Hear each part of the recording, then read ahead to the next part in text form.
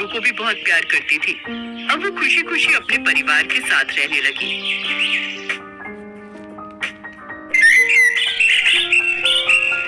ललिता और उमेश मुजफ्फरपुर के पास बसे एक गांव में छोटा सा चाय का खोखा चलाते थे। रोजाना की जो भी कमाई होती थी उसी से ललिता और उमेश अपना और परिवार का गुजर बसर करते थे। परिवार में ललिता की ननद और 2 बच्चे थे। ये लो भैया जी आपकी चाय। उमेश भाई जरा एक चाय और मठरी देना। ये लो भैया जी। अरे ये बारिश तो बहुत जोरों की शुरू हो गई, पिछले 3 दिन से नहीं रुक रही। हम तो सोच रहे हैं कि कल सुबह ही ये गांव छोड़कर शहर चले जाएं। अब ये कोई भरोसा नहीं कि कब क्या मुसीबत आ जाए, समझ रहे?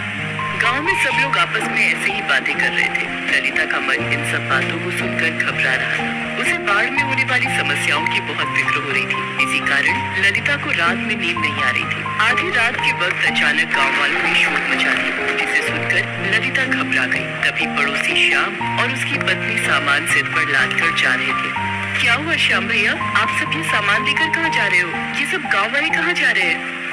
ललिता भाभी, नदी में पानी का स्तर बढ़ गया है। चेतावनी मिली है कि हमें इस इलाके को जल्द से जल्द खाली करना होगा। हाँ।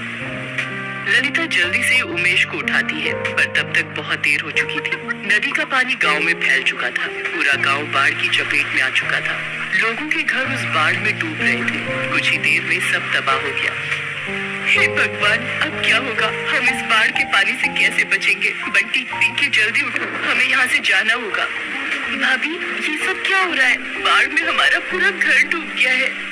मानो, ललिता, तुम दोनों जल्दी जल्दी सामान उठाओ, हमें यहाँ से दूसरी जगह जाना होगा। जिसके हाथ में जो सामान आया उसने उठा लिया। पानी का स्तर लोगों के सीने तक पहुंच गया। चलते चलते उमेश, ललिता दोनों बहुत थक गए। उनकी जान पर बनी हुई थी। उमेश ने बेटे को कंधे पर बिठा रखा था।